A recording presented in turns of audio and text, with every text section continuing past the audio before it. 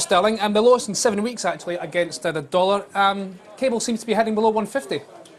I think that's the risk in the short term, Jamie. I think we could be heading back to this year's lows, you say, just below 150.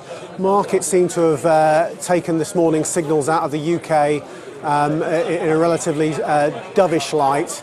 Clearly, we had the weaker than expected retail sales, which was led by food, but some of the other sectors didn't seem to recover, so that doesn't bode particularly well going forward. And also, you know, these MPC minutes revealed that the voting pattern was unchanged. I think beforehand there had been some concern that, you know, one or two of the doves could have switched given the better Q1 GDP numbers we've seen, and also the extension to the funding for lending scheme. And clearly that didn't happen, and the markets feel it's a dovish signal. So you think below 150, back towards these lows of the year, 148.30? And what sort of time frame are we talking about? I mean, I think that, you know, that could be seen over the next week or so.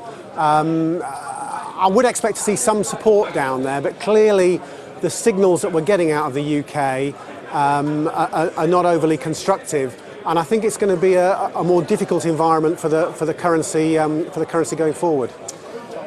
Sterling's also a 1 month low against the euro.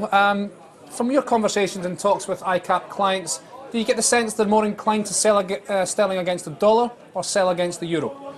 I think, to be honest, the impression that we're getting is it's more likely against the dollar. I mean, clearly in Europe, you know, the eurozone has got its own fundamental issues there, the structural issues, which are showing no sign of improving, perhaps despite the fact that we've seen better sentiment in the peripheral bond markets.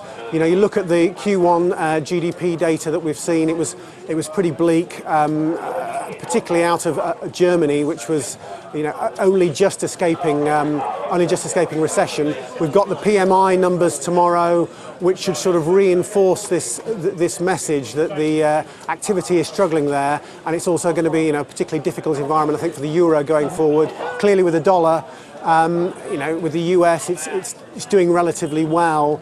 It's that much further ahead in the cycle, so I think they're more inclined to sell against the dollar.